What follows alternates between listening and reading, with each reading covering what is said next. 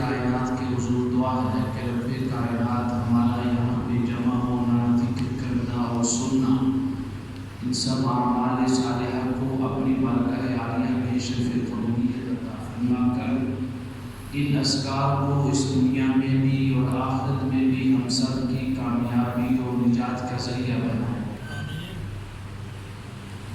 جیسا کہ تمام احباب کو معلوم ہے کہ آج 16 شوال المکرم ہے، 15 شوال المکرم ہے۔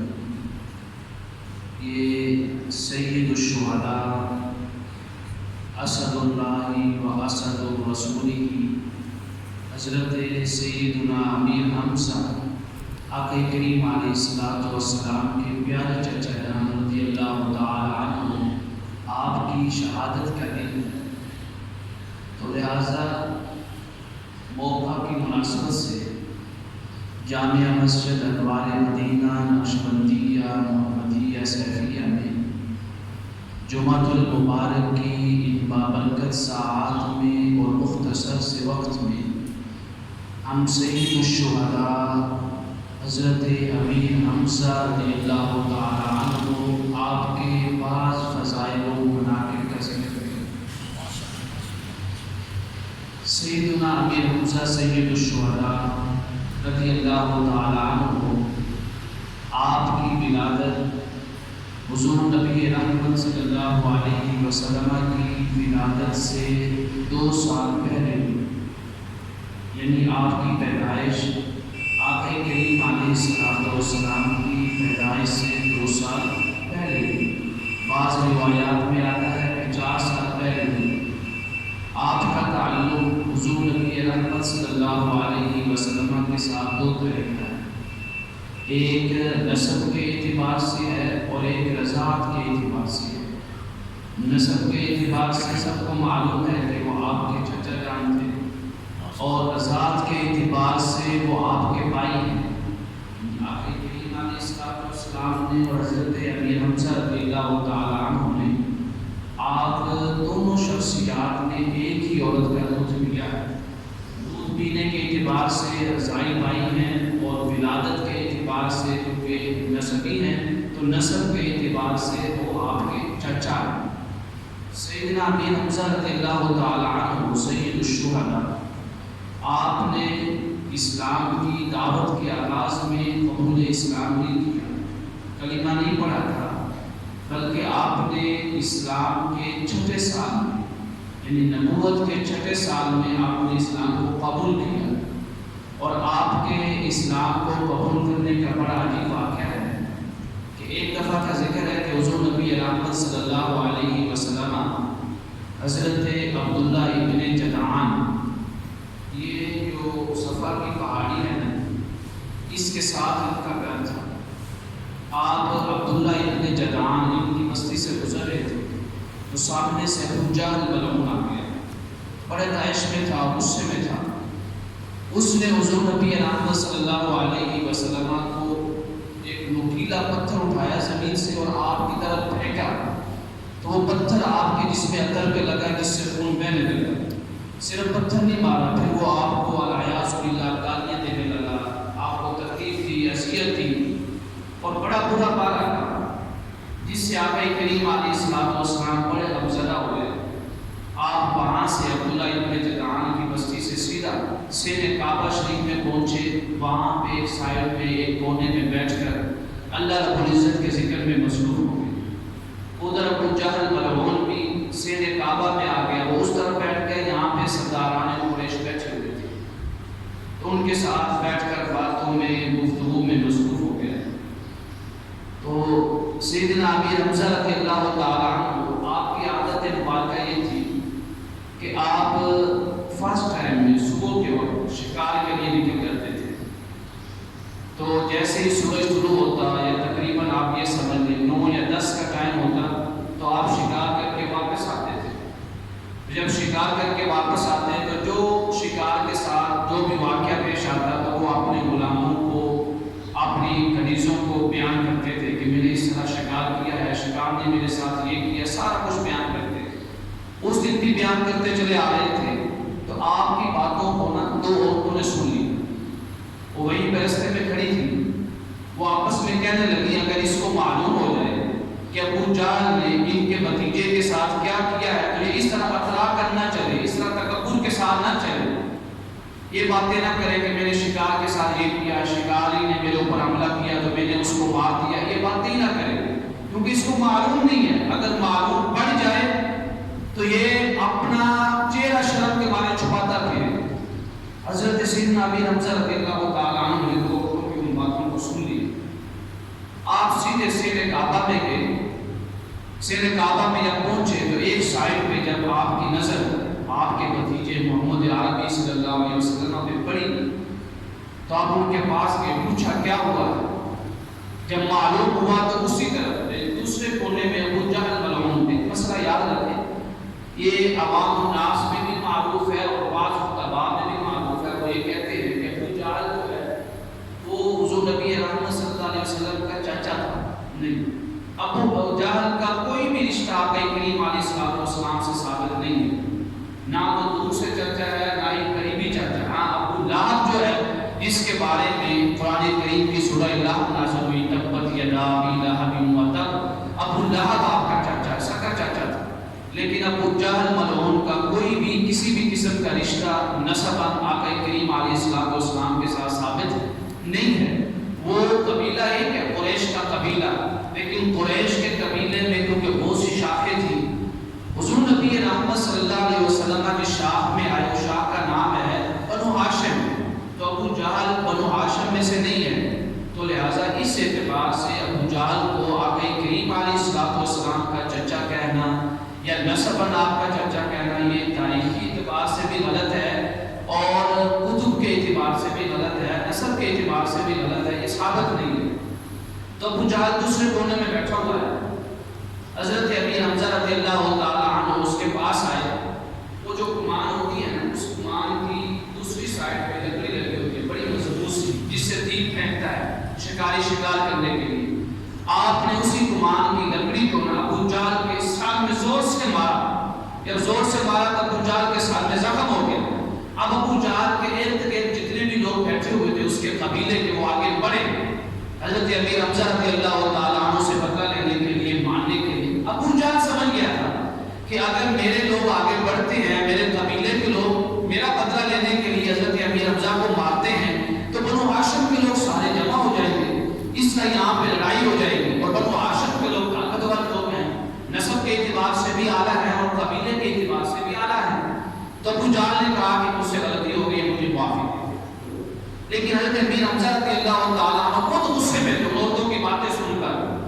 آپ نے فرمایا کہ اب مجھے مار, اضربنی, مجھے مار, انا علی دین محمد, میں محمد کے دین کے اوپر ہوں, میں نے بھی محمد کا دین قبول کر لیا ہے. سبحان اللہ, سبحان اللہ.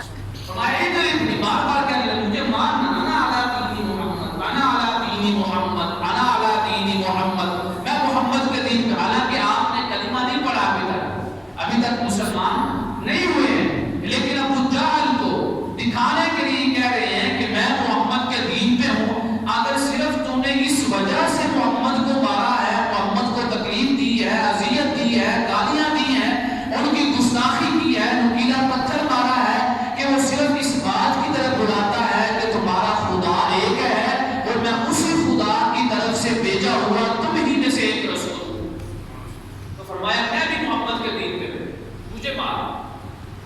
آپ واپس آ گئے, کسی کو جرت نہ ہوئی کیونکہ آپ کو طاقتور تھے, معروف تھے بہادری کے اعتبار سے اور تیر کمانی کے اعتبار سے اور تلوار چلانے کے اعتبار سے. تو جب واپس آئے تو آقا کریم علیہ السلام اس کونے میں بیٹھ کر عبادت فرما رہے تھے, سیر کعبہ شریف میں بیٹھے ہوئے تھے. تو آپ نے عرض کیا کہ اے میرے بھتیجے محمد, میں تیرا بدلہ لے آیا ہوں. جس نے تجھے تکلیف پہنچائی تھی میں نے اس کے سامنے مارا, ابو جہل ملعون کی, اور وہ زخمی ہو گیا ہے. تیرا بدلہ میں نے لے لیا ہے, اب تو خوش ہے. آپ نے فرمایا چچا جان, میں بدلہ لینے کے لیے نہیں آیا, میں کسی کو تکلیف دینے کے لیے نہیں آیا ہوں, میں انتقام کے لیے نہیں آیا ہوں. مجھے حقیقی خوشی اس وقت ہوگی جب تو اس رب کو مان لے جس رب کا میں بھی نام لیتا ہوں, اس رب کی عبادت کی طرف میں بلاتا ہوں, توحید کی طرف میں بلاتا ہوں. تو حضرت رضی اللہ تعالیٰ عنہ کے دل میں یہ بات اتر گئی، جو دل سے باہر نکلتی ہے نا اثر رکھتی ہے۔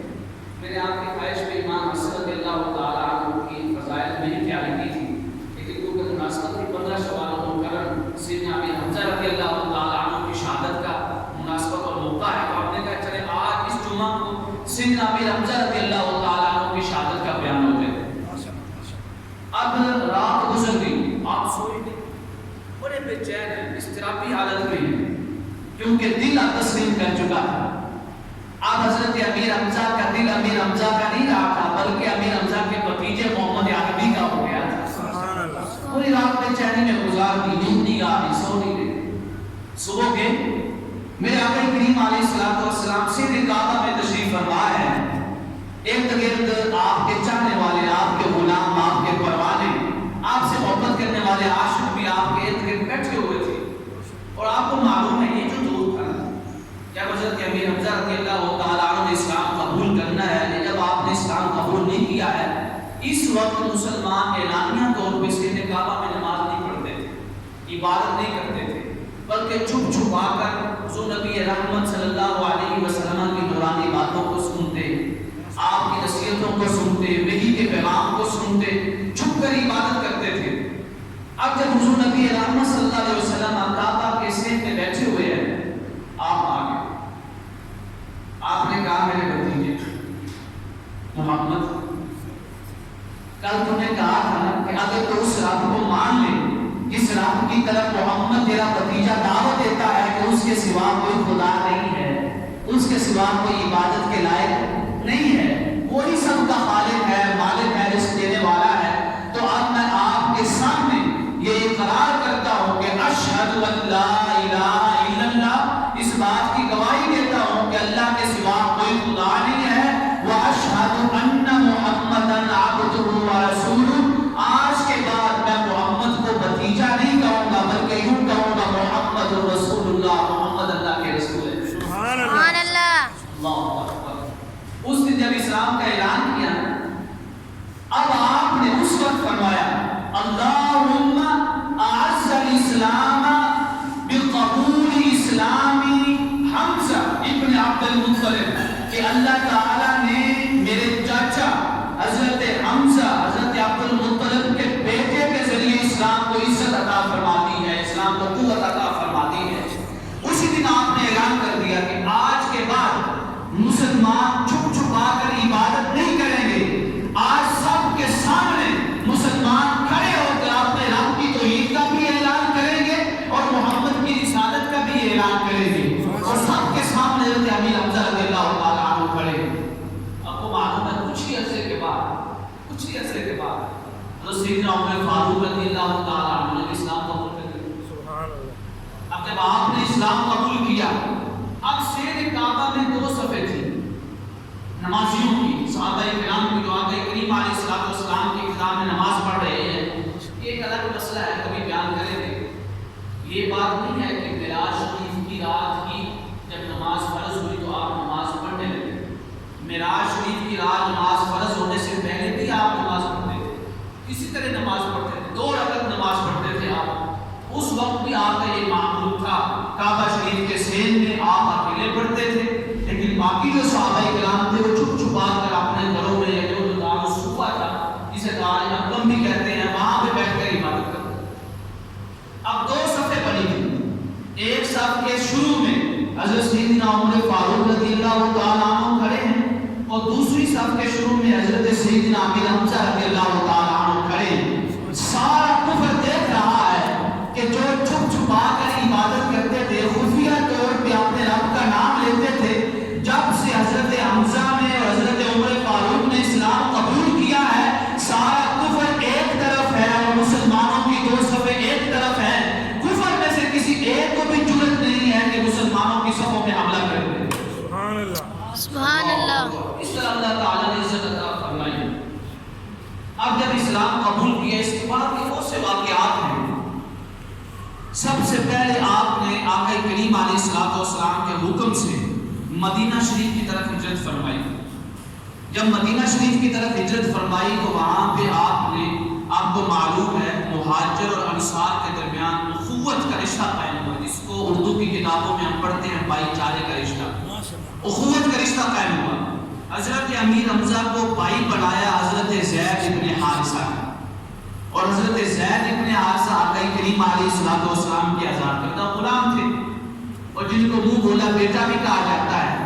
اور آپ دیکھیں قرآن کریم میں بڑا پیارا نقطہ ہے، پورے قرآن کو اٹھا کر دیکھیں، پورے قرآن۔ ایک ہے زید ابن ثابت، زید ابن ثابت وہ ہیں جن کو قاری قرآن بھی کہا جاتا ہے، جنہوں نے حضرت سیدنا ابوبکر صدیق رضی اللہ تعالیٰ عنہ کے دور میں اور حضرت سیدنا عثمان غنی ذوالنورین رضی اللہ تعالیٰ عنہ کے دور مبارکہ میں قرآن کریم کو جمع فرمایا تھا۔ ایک ہے زید ابن حارثہ۔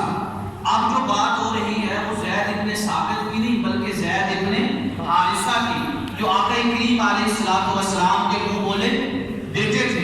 اب آپ قرآن کریم کو اٹھا کر دیکھیں، قرآن کریم کے پہلے پارے سے لے کر پہلے پارے سے 30ویں پارے تک دیکھیں، کسی بھی صحابی کا نام لے کر قرآن کریم نے ذکر نہیں کیا، کسی بھی صحابی کا نام نہیں لیا، کسی بھی شخصیت کا نام قرآن میں نہیں آیا ہے۔ اگر قرآن کریم میں کسی صحابی کا نام لے کر، ایسے تو سیدنا ابوبکر صدیق رضی اللہ تعالیٰ عنہ کو صاحب کہا گیا ہے، یعنی آپ کو صحابی کہہ کر آپ کا نام آیا ہے، لیکن آپ کا نام لے کر قرآن کریم میں ذکر نہیں آیا۔ پورے قرآن میں اگر کسی صحابی کا نام لے کر قرآن کریم نے ذکر کیا ہے تو وہ حضرت زید ابن حارثہ۔ سبحان اللہ، سبحان اللہ، منہا وطرا زوجناکہا۔ اب یہاں پہ مفسرین نے لکھا ہے کہ ایسا کیوں ہوا ہے؟ پورے قرآن میں نہ تو ابو بکر کا نام لے کر ذکر کیا گیا، نہ ہی عمر فاروق کا نام لے کر ذکر کیا گیا، نہ ہی عثمان کا نام لے کر ذکر کیا گیا، نہ ہی مولا علی کا نام لے کر ذکر کیا گیا رضی اللہ تعالی عنہ اجمعین۔ 1,24,000 صحابہ کرام ہیں، کسی کا بھی نام لے کر ذکر نہیں کیا قرآن نے، تو پھر صرف زید ابن حارثہ ہی کا نام کیوں لیا گیا؟ وہ کہتے ہیں کہ قرآن کریم یہ پیغام دینا چاہتا ہے کہ جس کو مصطفیٰ نے اپنی زبان سے اپنا بیٹا کہا ہو، سبحان اللہ، مصطفیٰ کے بیٹے کے نام سے پکارا جاتا رہا ہو کہ محمد کا بیٹا ہے، محمد کا بیٹا ہے، تو قرآن یہ پیغام دینا چاہتا ہے کہ قیامت تک میرے مصطفیٰ کے بعد کوئی نبی نہیں آئے گا۔ اگر کوئی نئے سرے سے نبوت کا دعویٰ کرے تو وہ ملعون ہے، زندیق ہے، کافر ہے، گستاخ ہے، اس کی کسی بھی قسم کا نہ تو دعویٰ قبول ہے، نہ ہی نبوت قبول ہے، اور نہ ہی عبادت قبول ہے۔ فرمایا کہ قرآن یہ پیغام دینا چاہتا ہے کہ آپ کے بعد کوئی نبی تو آ نہیں سکتا ہے، اب جس کو میرے مصطفیٰ نے بیٹا کہا ہے، سبحان اللہ، جس کو پورا عرب محمد کا بیٹا کہہ کر پکارتا رہا ہے، قرآن یہ کہنا چاہتا ہے کہ زید نبی بن نہیں سکتا ہے، لیکن تیرے نام کے ساتھ محمد کا نام بطور والد لکھا گیا ہے اور تجھے محمد کا بیٹا کہا گیا ہے۔ نبوت تو مل نہیں سکتی، ہاں تیرا نام لے کر قرآن کریم میں ذکر کر دیتا ہوں، قیامت تک جس جگہ بھی قرآن پاک کی تلاوت ہوگی وہاں پہ محمد کے منہ بولے بیٹے زید کا بھی ذکر ہوتا رہے گا۔ نعرہ تکبیر، نعرہ رسالت، نعرہ حیدری۔ آپ شان دیکھیں، فرمایا نبوت نہیں ملی، اور آپ دیکھیں قرآن کریم کا اسلوب دیکھیں، بڑا عجیب اسلوب ہے اور بڑا منطقی انداز ہے اور بڑا حکیمانہ طریقہ ہے قرآن کریم کا۔ اصل میں ہم جب قرآن پڑھتے ہیں نا تو عجمی طریقے سے پڑھتے ہیں۔ ہمارے ہاں عجب میں جب بھی کوئی گفتگو کی جاتی ہے نا، اس گفتگو کے سیاق و سباق کو نہیں دیکھا جاتا، حکمت کو نہیں دیکھا جاتا، پر جو منہ میں آ رہا ہے بولی جا رہے ہیں۔ لیکن اہل عرب کے یہاں جب گفتگو ہوتی ہے نا، وہ گفتگو کے اعتبار سے ان کے الفاظ میں بھی فرق ہوتا ہے۔ مثلا اب ایک عربی بول رہا ہے اقعد، ایک عربی بول رہا ہے اجلس، دونوں کا معنی کیا ہے؟ بیٹھنا۔ قعود کا معنی بھی کیا ہے؟ بیٹھنا، اور جلوس کا معنی بھی کیا ہے؟ بیٹھنا۔ لیکن جب اہل عرب کلام کرتے ہیں نا تو قعود اور جلوس کا معنی تو ایک ہے، لیکن مناسبت جو ہے وہ ایک نہیں ہے، الگ الگ ہے۔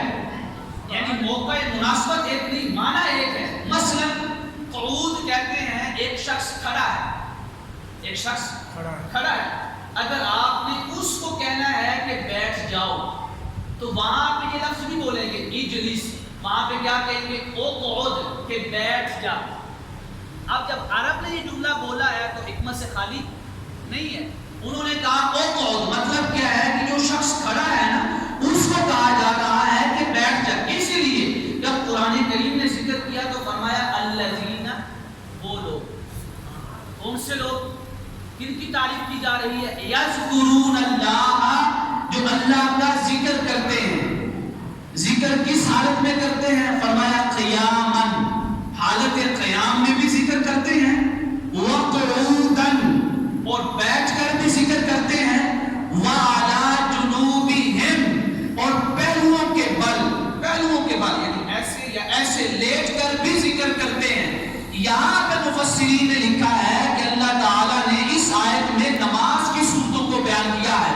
فرمایا اللہ تعالیٰ اس آیت طیبہ میں نمازی کی تعریف کر رہا ہے، جو نماز پڑھ رہا ہے نا اس کا ذکر کر رہا ہے، اور ذکر کرتے ہوئے کہہ رہا ہے کہ میرے اس نمازی کو دیکھ جو کھڑے ہو کر پڑھتا ہے الحمدللہ رب العالمین الرحمن الرحیم، وقعوداً، اور بیٹھ کر پڑھتا ہے السلام علیکہ ایھا النبی ورحمۃ اللہ وبرکاتہ، آپ کی ذات پہ سلام ہو۔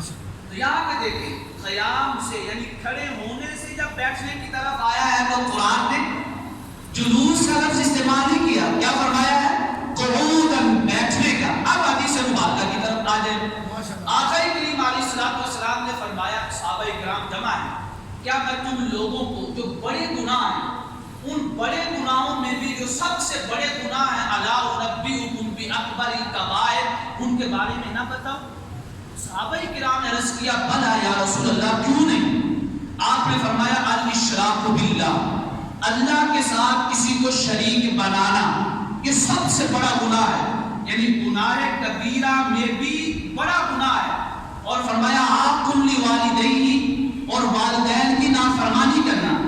اب صحابی کہتے ہیں ثم جالسا، ثم جالسا، آقا کریم علیہ السلام بیٹھ گئے۔ یہاں پہ جالسا کا لفظ ہے نا اس کا یہ معنی نہیں ہے کہ آقا کریم علیہ السلام کھڑے تھے پھر بیٹھ گئے، نہیں، صحابی کہتے ہیں جالسا وکان متکئا، پہلے وہ ٹیک لگا کے بیٹھے ہوئے تھے، ایسے ٹیک لگا کے۔ جب کوئی شخص لیٹا ہوا ہو یا ٹیک لگا کے بیٹھا ہو اس کو کہنا کہ اجلس، سیدھے ہو کر بیٹھو، تو اس وقت لفظ اقعد نہیں بولتے بلکہ کیا بولتے ہیں؟ اجلس۔ تو راوی کہتے ہیں ثم جلس وکان متکئا، پہلے آپ ٹیک لگا کے بیٹھے تھے پھر جالس یعنی پھر سیدھے ہو کر بیٹھ گئے۔ یعنی یہاں پہ راوی نے جو کہہ رہے عرب تھے لفظ قعدہ استعمال نہیں کیا، کیا استعمال کیا؟ جالس۔ تو بات کیا کر رہے تھے کہ اہل عرب کے ہاں کلام حکمت سے خالی نہیں ہوتا۔ اب یہاں پہ قرآن کریم میں آیت مبارکہ آئی ہے ما کان محمد ابا احد من رجالکم ولکن رسول اللہ وخاتم النبیین۔ اس آیت سے 2 یا 3 آیتیں پہلے حضرت زید ابن حارثہ کا ذکر آیا ہے۔ سبحان اللہ۔ فرمایا ہو سکتا ہے کہ کسی شخص کے گمان میں یہ آ جائے کہ یہ محمد کے منہ بولے بیٹے ہیں تو آپ کے بعد یہی نبی ہوں گے، کیونکہ بالغ کی عمر کو، بلوغت کی عمر کو یہی پہنچے ہیں، باقی تو آپ کے سبھی بیٹے بچپن میں ہی آپ کا مثال ہو گیا تھا۔ تو قرآن کریم میں عید کا ذکر کرنے کے بعد فرمایا نبوت نہیں مل سکتی، ہاں ہم نے زید کو ابدی ذکر عطا کر دیا ہے قرآن کریم میں ان کا نام لے کر، سبحان اللہ، ان کا بھائی بنایا۔ اب غزوہ بدر میں جب پہنچے نا، اسلام کا پہلا پرچم، پہلا جھنڈا جہاد اسلامی کا معلوم ہے کس کے ہاتھ میں آیا؟ حضرت امیر حمزہ رضی اللہ تعالیٰ عنہ کے ہاتھ میں آیا۔ غزوہ بدر کے مقام پہ آقا کریم علیہ السلام نے جہاد اسلامی کا پرچم یا علم کسی اور کے ہاتھ میں نہیں دیا بلکہ حضرت امیر حمزہ رضی اللہ تعالیٰ عنہ کے ہاتھ مبارکہ میں دیا ہے۔ اب کفار کی طرف سے 3 لوگ آگے بڑھے، تو 3 لوگ کیا تھے؟ پہلا عتبہ ابن ربیعہ، دوسرا شائبہ ابن ربیعہ، تیسرا عتبہ کا بیٹا ولید ابن عتبہ، یہ 3 آگے بڑھے۔ لڑنے کے لیے غزوہ بدر میں، بدر کے مقام پہ لڑائی کے لیے. ادھر سے آقا کریم علیہ الصلوۃ والسلام نے فرمایا قم یا ابو عبیدہ، اے عبیدہ آپ کھڑے ہو جاؤ. قم یا حمزہ، اے حمزہ آپ کھڑے ہو جاؤ. قم یا علی، اے علی آپ کھڑے ہو جاؤ. کفار کی طرف سے 3 ہیں اور حضور نبی رحمت صلی اللہ علیہ وسلم کی طرف سے بھی 3 ہیں. تینوں میں سے حضرت حمزہ رضی اللہ تعالیٰ عنہ بھی ہیں. آپ کو معلوم ہے عتبہ کے مد مقابل حضرت عبیدہ تھے، اور حضرت عبیدہ کے بارے میں آتا ہے وَقَانَ أَسَنَّ الْقَوْمِ مِنْهُمْ. ان کی عمر غزوہ بدر میں جتنے بھی صحابہ کرام شہید تھے نا، ان سب میں ان کی عمر زیادہ تھی. یعنی یہ بزرگ کی عمر میں پہنچے ہوئے تھے، بزرگی کی عمر میں. وَقَانَ أَسَنَّ الْقَوْمِ، یہ تھے عتبہ کے مقابلے میں.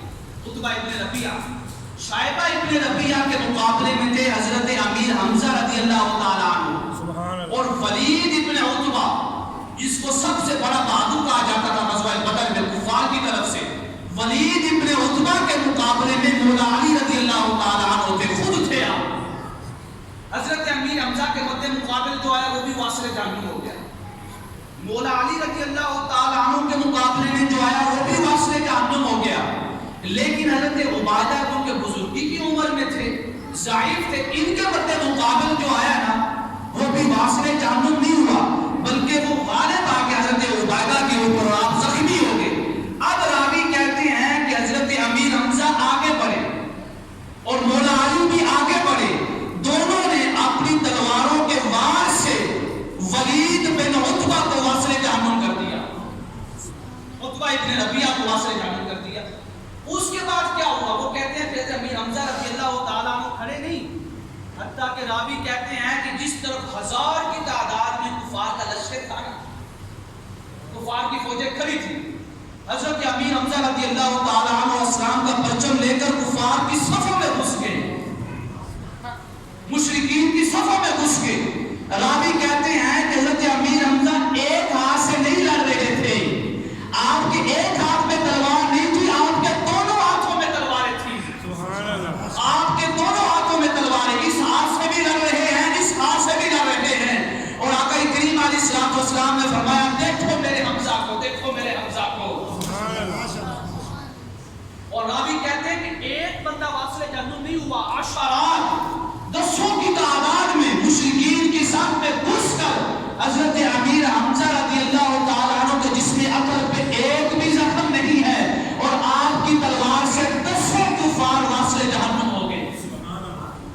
میرے آقا کریم علیہ الصلوۃ والسلام نے فرمایا میں نے 7ویں آسمان پہ دیکھا ندا مصطفیٰ. سبحان اللہ.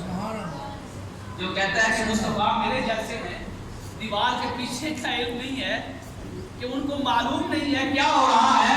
میرے آقا کریم علیہ الصلوۃ والسلام نے فرمایا اللہ اکبر، میں نے 7ویں آسمان پہ دیکھا ہے.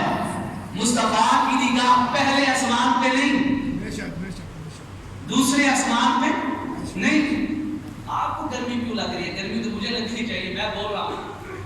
یعنی نگاہ مصطفیٰ پہلے آسمان کو نہیں، دوسرے کو نہیں، تیسرے کو نہیں، چوتھے کو نہیں، 5ویں کو نہیں، چھٹے کو نہیں. میرے آقا کریم علیہ الصلوۃ والسلام نے فرمایا میں نے 7ویں آسمان پہ دیکھا.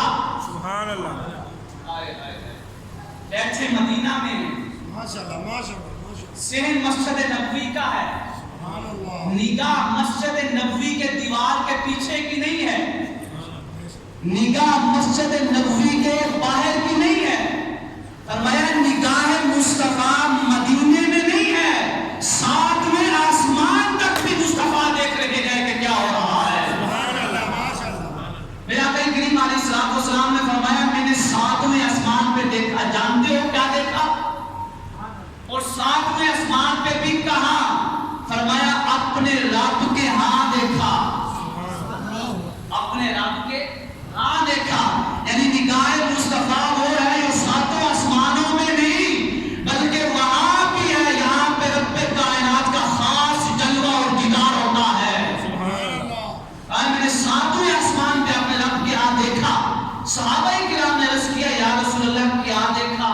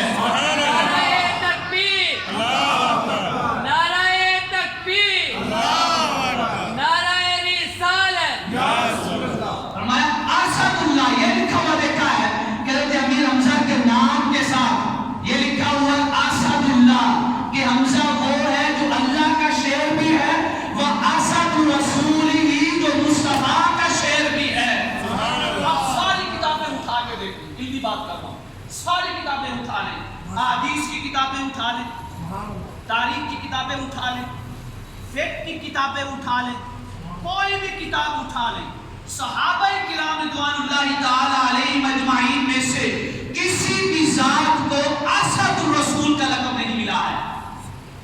असदुल्लाह का लक़ब है कि अल्लाह का शेर है, जैसे मौला अली रज़ी अल्लाह ताला अन्हु, लेकिन असदुर रसूल के मुस्तफा का शेर है, ये लक़ब किसी को नहीं मिला।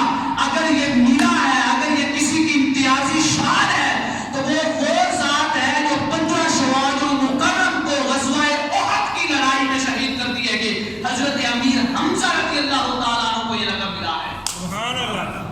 फरमाया असदुल्लाह और भी हैं, लेकिन हमजा वो है कि जो असदुल्लाह भी है और असदुर रसूल भी है। रब ने अपने पास लिखा हुआ है, ये रखा हुआ है, लिखा हुआ है कि हमजा वो है जो मेरा भी शेर है और जो मदीने में बैठकर सातों आसमान के ऊपर मेरा महबूब देख रहा है, उसका भी शेर है। ये सिर्फ हजरत अमीर हमजा रज़ी अल्लाह ताला अन्हु की इम्तियाज़ी शान है। फिर मेरे आका करीम अलैहिस्सलाम ने फरमाया, तबक़ात इब्न कुबरा में है, इमाम इब्न साद रिवायत करते हैं, वो कहते हैं कि एक दफ़ा हज़रत अमीर हमजा रज़ी अल्लाह ताला अन्हु ने अर्ज़ किया, या रसूल अल्लाह, मैं जिब्रील अमीन को देखना चाहता हूँ कि आपके पास जो वही लेके आते हैं हज़रत जिब्रील अमीन अलैहिस्सलाम है, मैं उनको देखना चाहता हूँ। आपने फरमाया देख लो, हज़रत जिब्रील अमीन को देख लो, क्योंकि ऐसा चेहरा है कि जिनके देखने के बारे में खुद अल्लाह ताला ने मुस्तफ़ा की आंखों की तारीफ की है। सुभान अल्लाह। वलक़द रआहु बिल उफ़ुक़िल मुबीन, उफ़ुक़ मुबीन पे उन्होंने यानी मुस्तफ़ा ने किसको देखा? जिब्रील को देखा। और जिब्रील को देखने के बाद किसको देखा? फरमाया मिन आयाति रब्बिकिल कुबरा, फिर अपने रब की निशानियों में से सबसे बड़ी निशानी खुद रब्बे कायनात को देखा है। सुभान अल्लाह। अमीर रज़ियल्लाहु ताला अन्हु की शक्ल सूरत को, आपकी हायत को देखना आसान नहीं था। आका करीम अलैहिस्सलाम ने दुआ फरमाई। इमाम इब्न साद कहते हैं कि एक दफ़ा क्या हुआ, जिब्रील अमीन अलैहिस्सलाम वही लेकर आए, हज़रत अमीर हमजा रज़ियल्लाहु ताला अन्हु साथ मौजूद हैं। आका करीम अलैहिस्सलाम ने फरमाया, चाचा जान देखना चाहते हो? आप तो चाचा जान कह रहे हैं, लेकिन हज़रत अमीर हमजा भतीजा नहीं कह रहे हैं। मेरा भतीजा नहीं कह रहे, क्योंकि कुरान कहता है कि वमा मुहम्मदुन इल्ला रसूल, किसी भी मुसलमान का रिश्ता मोहम्मद के साथ कोई और नहीं होना चाहिए सिवाय रिसालत के, कि ये मेरा रसूल है, मैंने भेजा हुआ है, भतीजा नहीं कहा। अर्ज़ किया जी या रसूल अल्लाह देखना चाहता हूँ। आपने फरमाया मेरे चाचा जान फिर देखिए ये जिब्रील है। इमाम इब्न साद कहते हैं तबक़ातुल कुबरा में, जैसे हज़रत अमीर हमजा की निगाह जिब्रील अमीन के चेहरे पे पड़ी ना, तो नूर इतना था कि उसकी ताब न ला सके, जमीन पे गिर गए और बेहोश हो गए। क्योंकि ये चेहरा वो है जिससे मुस्तफा देखता है। सुभान अल्लाह, माशाअल्लाह, माशाअल्लाह। इसको देखने की शक्कत और ताकत सिर्फ निगाह मुस्तफा में है। निगाह मुस्तफा तो वो है जिसने उसको देखा, जिसने सब कुछ पैदा किया। सुभान अल्लाह। निगाह मुस्तफा तो वो है जिसने उसको देखा जो सारी कायनात का खालिक और मालिक है। निगाह मुस्तफा तो वो है कि जिसने उसको देखा जिनके बारे में कुरान ने कहा ला तुदरिकुहुल अब्सार, वो जात ऐसी है कि जिसको कोई निगाह देख नहीं सकती। तो मौला फिर मुस्तफा ने क्या देखा? फरमाया निगाह मुस्तफा की बात ही नहीं कर रहा। तुमने ये समझ रखा है कि ला तुदरिकुहुल अब्सार में मुस्तफा की निगाह भी आ गई? आया नहीं, ला तुदरिकुहुल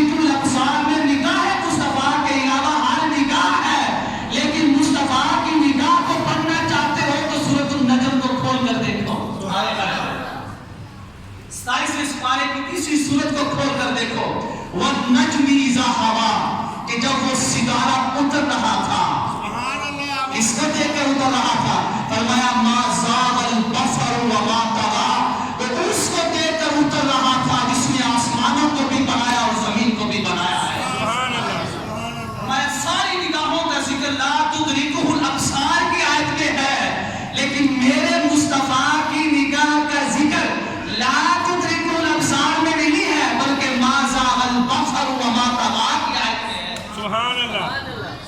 کہتے ہیں جب دیکھا تو بے ہوش ہو کر گر پڑے, تاب نہیں لا سکے. اب غزوہ احد کی لڑائی آ گئی, اور پھر میرے آقا کریم علیہ الصلوۃ والسلام نے فرمایا, غزوہ احد میں راوی کہتے ہیں کہ سارے صحابہ کرام رضوان اللہ تعالی علیہم اجمعین, کوئی ادھر جا رہا ہے جنگ کی پالیسی کے لیے, کیونکہ جہاں پہ حضور نبی رحمت صلی اللہ علیہ وسلم نے صحابہ کرام کی ایک جماعت کو فرمایا تھا کہ غار کا یہ حصہ نہیں چھوڑنا ہے, پہاڑ کا یہ جو غار ہے نا, یہ جو سوراخ ہے, اس کو نہیں چھوڑنا ہے, جو بھی ہو جائے. اگر آپ کو معلوم بھی ہو جائے کہ فتح مل چکی ہے تب بھی نہیں چھوڑنا. لیکن صحابہ کرام رضوان اللہ تعالی علیہم اجمعین نے وہ حصہ چھوڑ دیا. جب دیکھا کہ فتح ہو گئی ہے وہ حصہ چھوڑ دیا. آپ پیچھے حضرت خالد بن ولید کا لشکر کھڑا تھا, انہوں نے اس وقت اسلام قبول نہیں کیا. آپ کو معلوم ہے کہ حضرت خالد بن ولید جو سیف من سیوف اللہ ہے, اللہ کی تلواروں میں سے ایک تلوار ہے, انہوں نے صلح حدیبیہ کے مقام پہ اسلام قبول کیا تھا. اور صلح حدیبیہ سے پہلے غزوہ احد ہوئی تھی. حضرت خالد بن ولید کی قیادت میں کفار کا لشکر اسی سوراخ کی طرف کھڑا تھا کہ اگر موقع ملتا ہے اور مسلمانوں کی یہ جماعت اس سوراخ کو چھوڑتی ہے تو ہم پیچھے سے حملہ کریں گے مسلمانوں کے اوپر. تو انہوں نے جب دیکھا کہ فتح ہو گیا, اب یہاں علمی مسئلہ سمجھ گئے. بہت سے لوگ جسارت کرتے ہیں, شاید ان کو علم نہیں ہے قرآن پاک کا یا غزوہ احد کا. وہ پتہ کیا کہتے ہیں, منبر رسول پہ بیٹھ کر یا ٹی وی چینل پہ بیٹھ کر وہ یہ کہتے ہیں کہ صحابہ کرام نے پہاڑ کے اس غار کو چھوڑ دیا. کس کے لالچ میں؟ مال غنیمت کے لالچ میں. یہ واحد غزوہ احد ہے کہ یہ جو غلطی ہوئی تھی نا اس وقت صحابہ کرام رضوان اللہ تعالی علیہم اجمعین سے اللہ تعالیٰ نے نام لے کر فرمایا ہے کہ میں نے معاف کر دیا ہے, میں نے معاف کر دیا ہے. اگر اللہ تعالیٰ قرآن کریم میں فرما رہا ہے کہ میں نے معاف کر دیا ہے, اب اس کے بعد بھی اگر کوئی اس غلطی کا ذکر کرتا ہے پھر وہ فاسق نہیں ہے بلکہ دائرہ ایمان سے خارج ہو جاتا ہے, کیونکہ اس نے قرآن کریم کی معافی پہ اعتراض کیا ہے. غزوہ احد کا یہ واقعہ بعض لوگ تو بیان کرتے ہیں غزوہ احد کو بیان کرنے کے لیے, بعض لوگ صحابہ کرام رضوان اللہ تعالی علیہم اجمعین کی تنقید کے لیے بیان کرتے ہیں, ان کی توہین کے لیے بیان کرتے ہیں تاکہ لوگوں کے ذہنوں میں یہ شک پیدا ہو جائے کہ صحابہ کرام میں بھی ہر صحابی مخلص نہیں تھا. جب قرآن کریم نے معاف کر دیا ہے اور معافی کے بعد فرمایا ہے کہ اللہ تم سے راضی ہو گیا ہے, ماشاءاللہ سبحان اللہ. جب رب راضی ہے تو تیرے پیر میں کیا مروڑ اٹھتے رہتے ہیں کہ تم منبر رسول پہ بیٹھ کر یہ کہ غزوہ احد میں یہ ہوا ہے, غزوہ احد میں صحابہ نے یہ کر دیا جن کی وجہ سے آقا کریم علیہ الصلوۃ والسلام کے اوپر حملہ ہوا اور کئی صحابہ کرام شہید ہو گئے. ایسی ایسی بکواسات کرتے ہیں محفلوں میں بیٹھ کر اور ٹی وی چینل پہ بیٹھ کر. ابھی پچھلے دنوں میں ایک شخص نے ابھی یہ کہا تو وہ کہتا ہے کہ میں معافی مانگتا ہوں. نہیں, علمی مسئلہ یاد رکھیں. غزوہ احد کے صحابہ اس جماعت کے بارے میں جنہوں نے اس غار کے سوراخ کو چھوڑا تھا, پہاڑ کے حصے کو چھوڑا تھا, اگر صحابہ کرام اس جماعت کے بارے میں کوئی برے القاب کے ساتھ برے انداز سے ذکر کرتا ہے اور کہتا ہے کہ انہوں نے یہ کیا ہے, آپ اس صرف معافی سے کام نہیں چلتا ہے, تجدید ایمان کرنی ضروری ہے. نئے سرے سے اس کو اسلام قبول کرنا ہوگا, گواہی دینی ہوگی اشہد ان لا الہ الا اللہ واشہد ان محمد عبدہ ورسولہ. کیوں کہ یہ وہ جماعت ہے کہ جن کے بارے میں قرآن نے خود کہا ہے کہ میں نے معاف کر دیا ہے, ان سے ان کا رب راضی ہو گیا, یہ اپنے رب سے راضی ہو گئے. سبحان اللہ. آپ آگے پڑھیں سورۃ النساء چوتھا پارہ, چوتھے پارے کے تقریباً 1.5 پاؤ صرف غزوہ احد کے ذکر میں ہے. ہم میں سے کون لوگ ہیں جو قرآن کریم کو ترجمے کے ساتھ پڑھتے ہیں؟ غزوہ احد کے مقام پہ جب یہ ہوا نا تو پیچھے سے جو کفار کا لشکر تھا وہ آگے بڑھا. اب صرف اور صرف آقا کریم علیہ الصلوۃ والسلام کے ارد گرد 7 صحابہ کرام تھے, 7. باقی سارے صحابہ کرام پہاڑ کے اوپر چڑھ رہے تھے تاکہ پھر جمع ہو کر حملہ کر سکیں. اب ان کو لوگوں نے کیا بیان کیا کہ وہ بھاگ رہے تھے, انہوں نے مصطفیٰ کو چھوڑ دیا تھا. شیعہ لوگ تو یہاں تک کہتے ہیں, وہ کہتے ہیں کہ صرف مولا علی صاحب تھے رضی اللہ تعالیٰ. نہیں, تاریخ کی کھٹا کے صحیح مسلم کے اندر 7 صحابہ کرام, 7 مولا علی رضی اللہ تعالیٰ عنہ کے علاوہ 7 صحابہ کرام 7 شریف تھے. اللہ کی قسمیں جب آقا کریم علیہ الصلوۃ والسلام پہاڑ کے اوپر چڑھ رہے ہیں نا, یہ 7 صحابہ کرام ہر طرف سے آتے ہیں, کبھی مصطفیٰ کہ کہیں سامنے سے تیر نہ آ جائے. کبھی دائیں طرف آ رہے ہیں, کبھی بائیں طرف آ رہے ہیں, کبھی پیچھے سے آ رہے ہیں. 60 صحابہ کرام مصطفیٰ کا دفاع کرتے ہوئے شہید ہو گئے. میرے آقا کریم علیہ السلام نے فرمایا اگر کسی نے جنتی دیکھنا ہو نا ان 7 کو دیکھ لے. سبحان اللہ. ان 7 کو دیکھ لے. اللہ. یہ لوگ آج اس کا ذکر کرتے ہیں. حضرت امیر حمزہ رضی اللہ تعالیٰ عنہ آخری بار غزوہ احد میں شریک ہوئے. وہاں پہ آپ کی شہادت ہوئی 15 شوال المحرم کو. ہم میں سے کتنے لوگ ہیں جن کو اس بات کا علم؟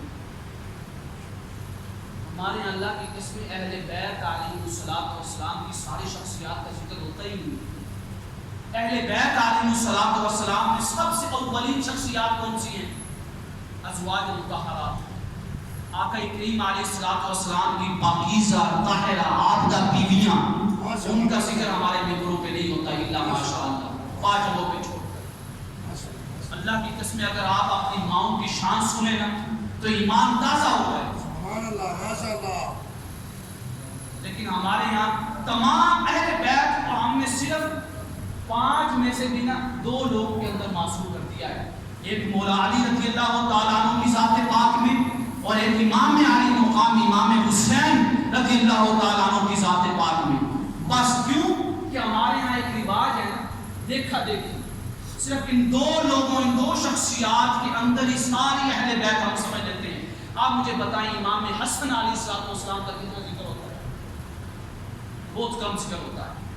حضرت امیر حمزہ رضی اللہ تعالیٰ عنہ کتنا ذکر ہوتا ہے؟ بہت کم ذکر ہوتا ہے. حضرت عبداللہ ابن عباس کتنا ذکر ہوتا ہے؟ بہت کم ذکر ہوتا ہے. ہماری ماؤں کا ذکر, جن کے بارے میں قرآن نے کہا ہے کہ یہ اہل بیت ہیں. قرآن جن کو اہل بیت کہہ رہا ہے وہ ازواج مطہرات ہیں.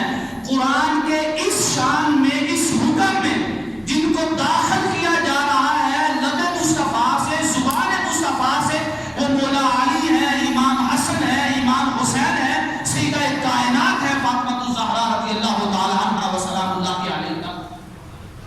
یعنی جن کو قرآن کہہ رہا ہے اہل بیت ہیں, ان کا ذکر ہی نہیں کرتے اہل بیت کا نام لے کر. اور جن کو مصطفیٰ فرما رہے ہیں اہل بیت ہیں, ان کا بھی ذکر نہیں کرتے ہیں سوائے 2 کے. کیوں؟ وجہ سب کو معلوم ہے.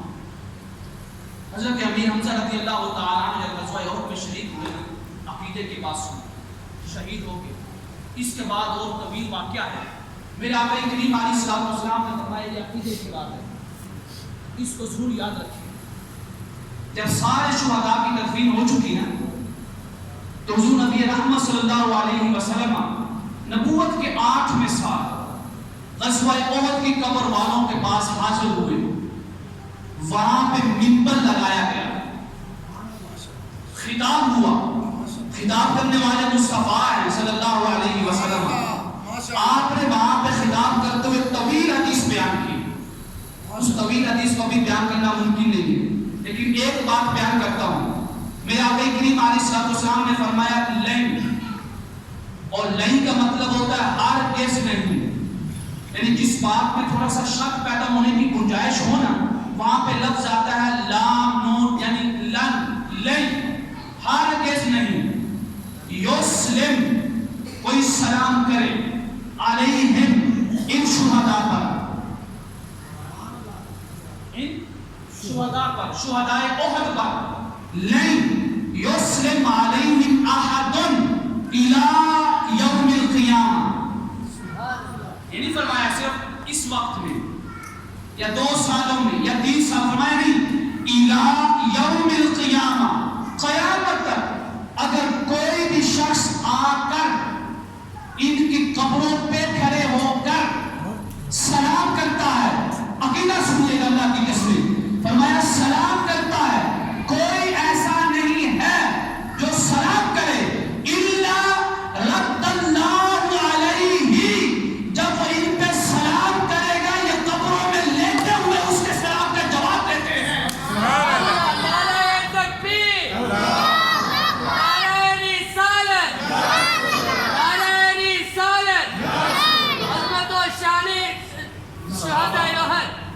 یعنی آپ یاد رکھیں کہ یہ عقیدہ کون بیان کر رہا ہے؟ بولیں کون بیان کر رہا ہے؟ امام الانبیاء علیہ السلام, سننے والے کون ہیں؟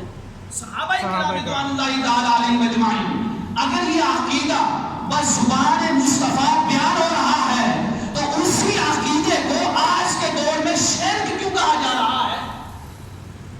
اسی عقیدے کو بیان کرنے والوں کو مشرک کیوں کہا جا رہا ہے؟ میرے آقا کریم علیہ السلام نے فرمایا کوئی شخص ایسا نہیں ہے جو شہدائے احد کی قبروں پہ آئے اور سلام کرے الا ردوہ علیہ. یہ شہدائے احد سلام کرنے والوں کے سلام کا جواب دیں گے. سبحان اللہ ماشاء اللہ. اب یہ کان چاہیے ان کے جواب سننے کے لیے. حتیٰ کہ ایک عورت آئی تابعہ تھی, یہ بھی واقعہ درج ہے. ایک عورت آئی, آخری بات, اس نے آ کر شہدائے احد کی قبروں پہ کھڑے ہو کر سلام کیا. سبحان اللہ ماشاء اللہ. سلام کیا اور اس سے پوچھا کہ تو سلام کیوں کر رہی ہے؟ اس عورت نے کہا, عالمہ تھی, فاضلہ تھی. اللہ رب العزت ہم سب کو توفیق دے کہ ہم اپنی بیٹیوں کو عالمہ بنا سکیں, فاضلہ بنا سکیں.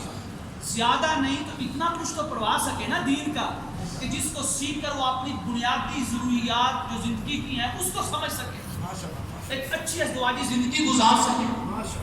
اور ایسی ازدواجی زندگی ہو سکتا ہے کہ آپ کی بیٹی کو کوئی مسئلہ معلوم نہ ہو اور کوئی ایسی بات کرتے جو کفر ہو اور اس کو معلوم نہیں کہ یہ کفر ہے, اور اس کی ساری زندگی ایسے نکاح میں گزری ہے جو نکاح اس بات کے وقت ٹوٹ چکا تھا.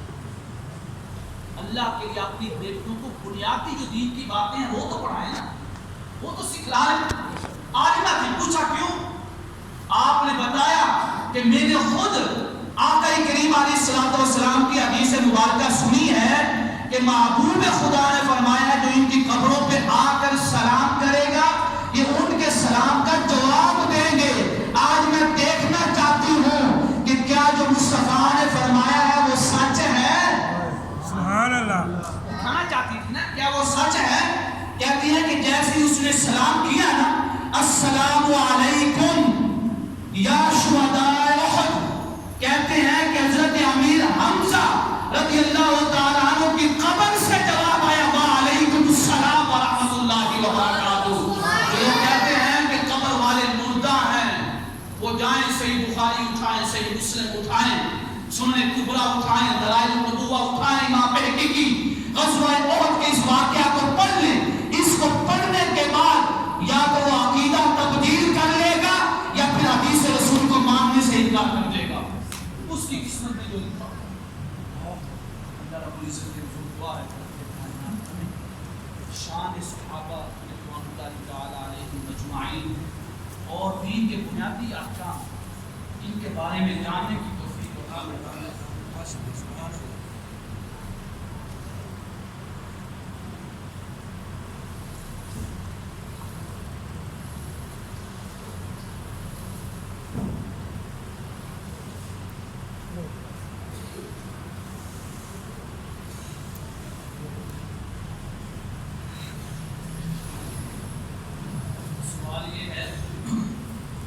اصل میں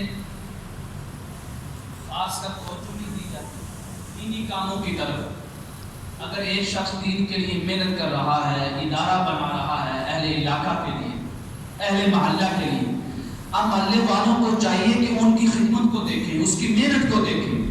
اور محنت کو دیکھنے کا کیا طریقہ کار ہے کہ وہ جو ادارہ بنا رہا ہے کم از کم ایک ہفتے میں یا 2 ہفتوں بعد یا 3 ہفتوں بعد یا مہینے میں ایک دفعہ تو اس ادارے کو آ کر دیکھے نا کہ اس نے کتنی محنت کی اور کن کے لیے کر رہے ہیں, اہل علاقہ کے لیے. حتیٰ کہ آقا کریم علیہ السلام نے فرمایا کہ 4 میں سے 1 بن کر ضرور آنا. جب آخرت میں آؤ میدان حشر میں میرے سامنے تو 4 میں سے 1 ضرور بن کر آنا. فرمایا کن عالمن, یا عالم بن کر آنا. سبحان اللہ ماشاء اللہ. عالم بن کر آنا.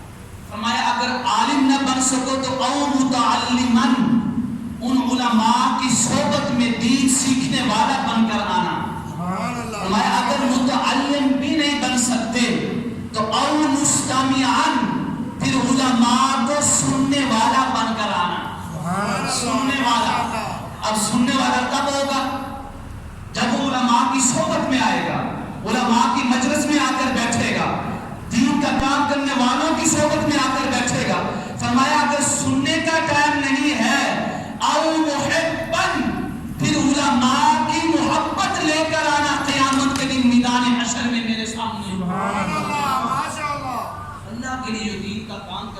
کے بارے میں ہم انشاءاللہ تعالیٰ اگلے جمعے بیان کریں گے 15 سے 20 منٹ. دین کی اہمیت کیا ہے؟ جو دین کے نام پہ ادارہ بناتے ہیں لوگوں کے لیے، وہ کس طرح امت مسلمہ کا ایک فرض ادا کر رہے ہیں. آپ کو معلوم ہے کہ امت مسلمہ پہ دین سیکھنا فرض کفایہ ہے. فرض کفایہ، پورا دین سیکھنا اور دین کے بنیادی احکام سیکھنا فرض عین ہے. بنیادی احکام سے مراد کیا ہے؟ نماز کے بارے میں سیکھنا. اس کا یہ مطلب نہیں ہے کہ اگر ایک شخص نے سیکھ لیا ہے تو باقیوں سے وہ حکم ساقط ہو گیا. فرمایا نہیں، ہر شخص کو سیکھنا ہے. لیکن نماز کیسے ٹوٹتی ہے؟ نماز کے علاوہ جو دیگر احکام ہیں، مجیدگی والے احکام، وہ فرض کفایہ ہے. فرمایا تمہارے محلے میں کم از کم ایک شخص تو دین کے وہ احکام سیکھ لینا تاکہ تمہارے اوپر سے وہ فرض ساقط ہو جائے. اب آپ مجھے بتائیں، جو آپ کے علاقے میں، آپ کے محلے میں اگر کوئی دین کا ادارہ بنا کے بیٹھا ہوا ہے، دین کے لیے کام کر رہا ہے، وہ صرف اپنا کام نہیں کر رہا بلکہ تم سب کی طرف سے تمہارے ایک فرض کو ادا کر رہا ہے. ایک فرض کو اگر وہ کام کر رہا ہے تو صرف اس سے فرض ساقط نہیں ہو رہا، سارے اہل علاقہ سے، اہل محلہ سے فرض ساقط ہو رہا ہے.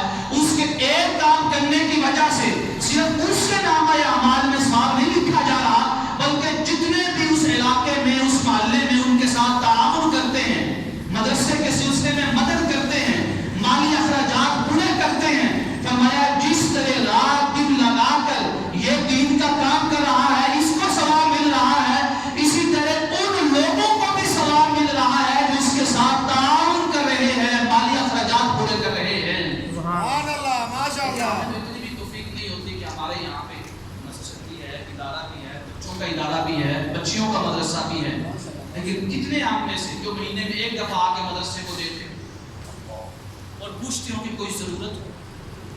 شاید کہ وہ ضرورت ہماری استطاعت میں ہم پوری کر سکیں. لہٰذا یہ کوشش کیا کم از کم مہینے میں ایک دفعہ تو آ جائیں، 2 ہفتوں بعد آ جائیں، ہفتے میں ایک دفعہ آ جائیں، لیکن مہینے سے تو لیٹ نہ کریں. پوچھیں آگے کوئی ضروریات ہو، کیونکہ وہ آپ کا فرض ہے، آپ کی طرف سے ادا کیا جا رہا ہے. اللہ رب العزت کے حضور دعا ہے کہ رب کائنات ہمیں دین کی خدمت کرنے والوں کے ساتھ اور دین کے لیے جو ادارے قائم ہیں ان کو آباد کرنے کی توفیق